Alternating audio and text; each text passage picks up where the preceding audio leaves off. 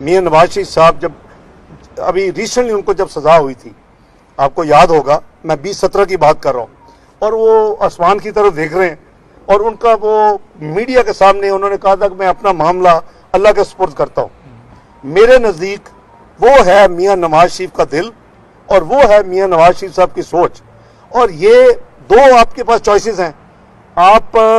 मुल्क को ठीक करने में लग जाएं या आप अपने इंतकाम और उन चीज़ों के सेटलमेंट में लग जाएं। मियां नवाज शरीफ साहब ने जैसे अल्लाह पे छोड़ा, मुझे आप तारीख में, पाकिस्तान की तारीख में इतनी जल्दी किसी को जो कल्प्रिट्स होते एक्सपोज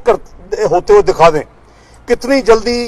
अपना अरशद मलिक साहब मरहूम ने अपनी कन्फेशन की, कितनी जल्दी जस्टिस शौकत सिद्दीकी ने कौम को पैगाम दिए, कितनी जल्दी दूसरे शवाहिद सामने आए। तो ये सारी चीज़ें जो है, जब मामला मियां नवाज शरीफ साहब ने अल्लाह पे छोड़ा तो अल्लाह ताला की ज़ात तो फिर इन्नल्लाह अला कुल्लि शैइन कदीर, हर चीज़ पे कादिर है। तो जब आपने, मैं समझता हूँ कि मियां नवाज शरीफ साहब की जो पूरी तवानाइयाँ हैं वो माजी की तरह कौम की बेहतरी के लिए,